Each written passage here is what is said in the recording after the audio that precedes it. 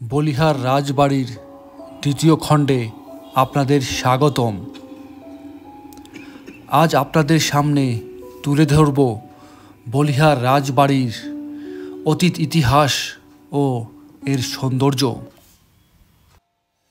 গাছগুলির পেছনে রাজরাজেশ্বরী মন্দির দেখা যাচ্ছে। এই মন্দির সম্পর্কে আগের ভিডিওতে আপনাদের দেখিয়েছি। এখন আমরা প্রবেশ করব সেই কাঙ্ক্ষিত বলিহার জমিদার বাড়ির প্রধান ফটকে। লোহার একটি ফটক রয়েছে। ফটকটি খুলেই ভিতরে প্রবেশ করলাম আর অভিভূত হচ্ছি এর সৌন্দর্য দেখে। সে সময় কতটা জাঁকজমকপূর্ণই ছিল এই প্রাসাদটি, তা এর ওয়ালের শিল্পকর্মগুলো দেখলেই বোঝা যাচ্ছে। দেখুন বন্ধুরা, কি সুন্দরভাবে এই পিলারগুলো তৈরি করা হয়েছে। সিঁড়ি দিয়ে উপরে উঠতেই দেখতে পেলাম এর আঙিনা চীনামাটির কাঁচ দিয়ে তৈরি করা হয়েছিল। উপরের নকশা কাঠগুলো ধ্বংসের শেষ প্রান্তে দাঁড়িয়ে রয়েছে, তবুও এর জৌলস যেন বিন্দুমাত্র কমেনি। প্রবেশ করলাম এর একটি কক্ষে। লোহার রেলিং দিয়ে শক্তপোক্তভাবে তৈরি করা হয়েছিল সে সময়ে এই রাজবাড়িটি।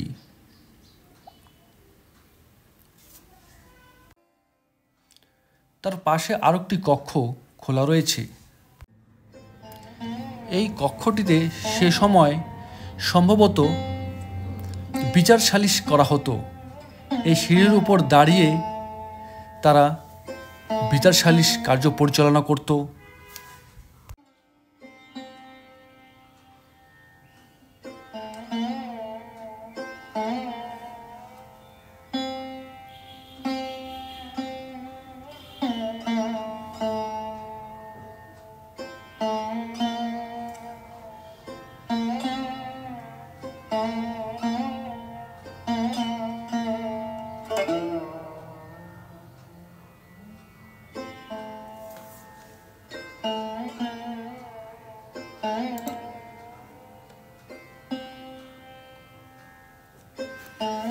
বলিহারের জমিদার রাজশাহী বিভাগের নওগাঁ জেলার অন্যতম বিখ্যাত জমিদার ছিলেন।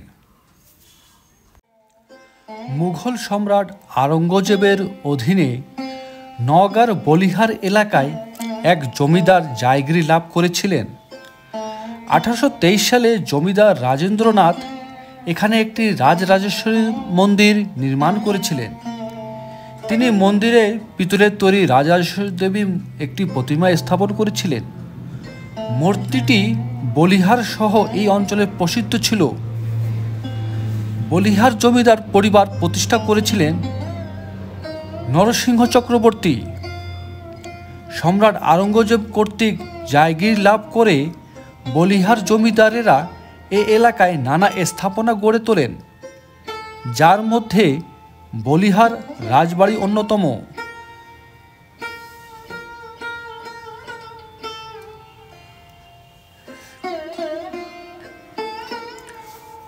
বলিহার জমিদার বাড়ির অনেকে রাজাই উচ্চশিক্ষিত ছিলেন। তার মধ্যে কৃষ্ণনাথ রায় বাহাদুর রাজা বিখ্যাত লেখক ছিলেন। তার লেখা উল্লেখযোগ্য গ্রন্থগুলি হল কৃষ্ণেন্দ্র গ্রন্থাবলী প্রথম ও দ্বিতীয় খণ্ড।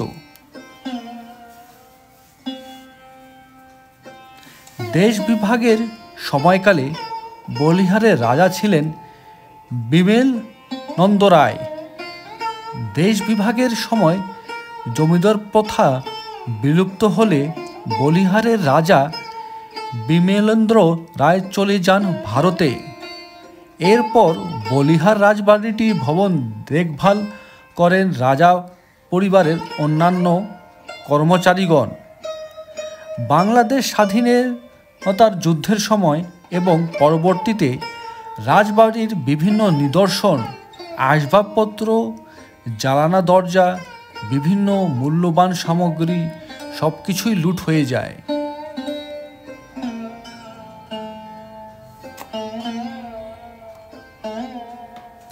জনশ্রুতি রয়েছে তৎকালীন মুঘল সম্রাট আকবর সেনাপতি রাজা মানসিংহ বাংলার 12 ভূঁইয়া দমন করতেই সৈন্য সামন্ত নিয়ে এই অঞ্চলে বলিহারে পৌঁছেছেন।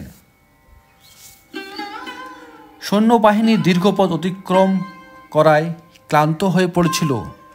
তাদের বিশ্রামের জন্য এবং সেনাপতি মানসিংহের পাঠানো গুপ্তচরের মাধ্যমে 12 ভূঁইয়াদের খবর জানতে মানসিংহে এই রাজবাড়ি এলাকায় যাত্রাবিরতি করেন। সেই সময় বরেন্দ্র অঞ্চলে শুষ্ক মৌসুম ছিল। সেনারা বেশি দিন কোনো কাজ না করায় বসে থাকতে থাকতে অলস হয়ে যেতে পারে, এরকম ভাবনায় সেনাপতি মানসিংহ সৈন্যবাহিনী নিয়ে এই এলাকায় 330টি দিঘি এবং পুকুর খনন করিয়ে নেন। আমরা এখন ভবনটির পেছনে চলে এসেছি। ভবনটির অবস্থা খুবই নাজুক। দরজা জানালা সব কিছুই লুট করে নিয়ে গেছে লুটেরারা। এখানে একটি আমরা বেলকনি দেখতে পাচ্ছি বন্ধুরা। ভিতরের অংশে ছোট্ট একটি কক্ষ রয়েছে। সে সময় হয়তো এখানকার প্রহরীদের জন্য এটি নির্মাণ করা হয়েছিল।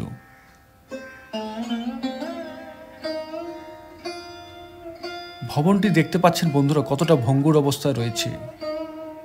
সংরক্ষণের কোনো বালাই নেই এখানে। কর্তৃপক্ষ শুধুমাত্র একটি সাইনবোর্ড টাঙিয়েই তাদের দায়ভার শেষ করেছেন।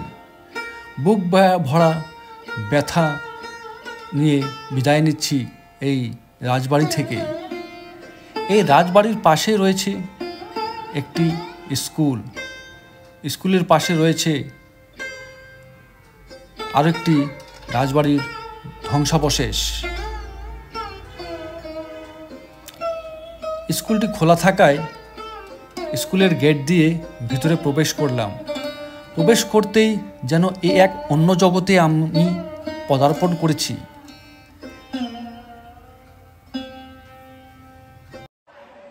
বন্ধুরা, এখন আমি অবস্থান করছি বলিহার রাজবাড়ির পেছন পাশে। দেখুন বন্ধুরা কতটা ভুতুরে এবং জঙ্গলে আচ্ছাদিত এই রাজবাড়িটি।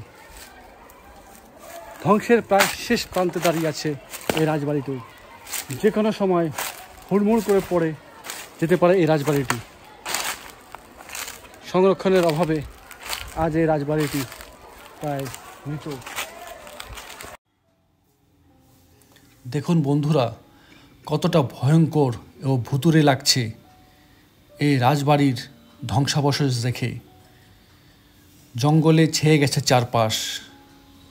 এখানে সাপের উপদ্রব যে কি পরিমাণ তা বলে বোঝাতে পারবো না। গা ছমছম করছে এই ধ্বংসাবশেষ দেখে। আপনারা একলা আসার চেষ্টা করবেন না, সাথে কয়েকজন নিয়ে আসবেন এই অংশটি দেখার জন্য। এবং সাপ থেকে অবশ্যই সাবধান, কারণ আমি বেশ কয়েকটি সাপ দেখেছি এখানে এবং সাপের খোলসগুলো এদিক সেদিক ছড়িয়ে ছিটিয়ে রয়েছে। খুব সাবধানেই প্রবেশ করবেন এই রাজবাড়ির ভিতরের কক্ষগুলিতে। দেখুন বন্ধুরা গাছপালা কিভাবে আঁকড়ে ধরেছে এই দেওয়ালগুলিকে। প্রকৃতি আর রাজবাড়ির মধ্যে যেন এক গোপন যুদ্ধ চলছে। এই যুদ্ধে প্রকৃতির জয় নিশ্চিত।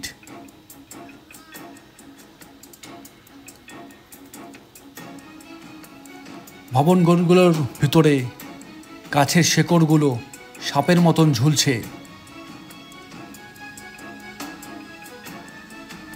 এই ভবনগুলি এখন প্রকৃতির দখলে।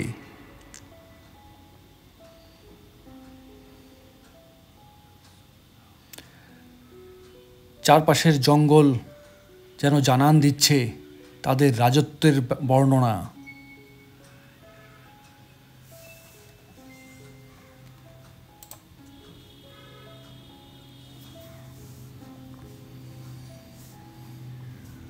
কল্পনা করছি সে সময়কার এখানকার অতীত ইতিহাসগুলি, কতই না বর্ণনা রয়েছে এখানকার অতীতের কাহিনীগুলি। সংরক্ষণের অভাবে এই ইতিহাসগুলো যেন ধ্বংসের শেষ প্রান্তে দাঁড়িয়ে রয়েছে।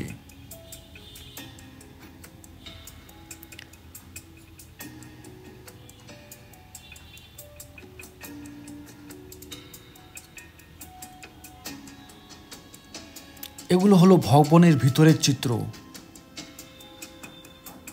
কতটা অসহায়ভাবে দাঁড়িয়ে আছে এই ভবনটি।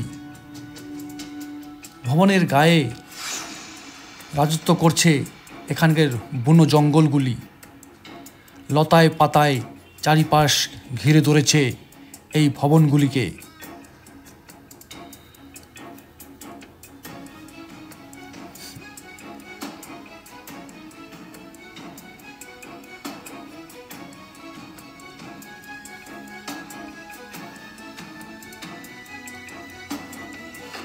সে সময় হয়তো এই জায়গাটি কাচারি ঘর বা বিচার সালিসের ঘর হিসেবে ব্যবহার করা হতো। এখানে রাজ সিংহাসন ছিল এবং রাজা তার বিচার পরিচালনা করতেন এখান থেকেই।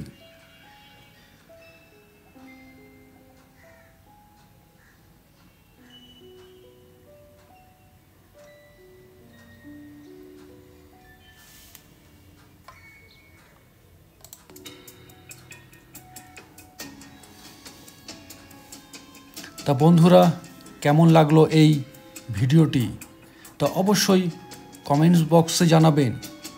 সাথে থাকবেন, সামনে আরও নতুন নতুন ভিডিও নিয়ে হাজির হয়ে যাব আপনাদের সামনে। সাথে থাকার জন্য অসংখ্য ধন্যবাদ।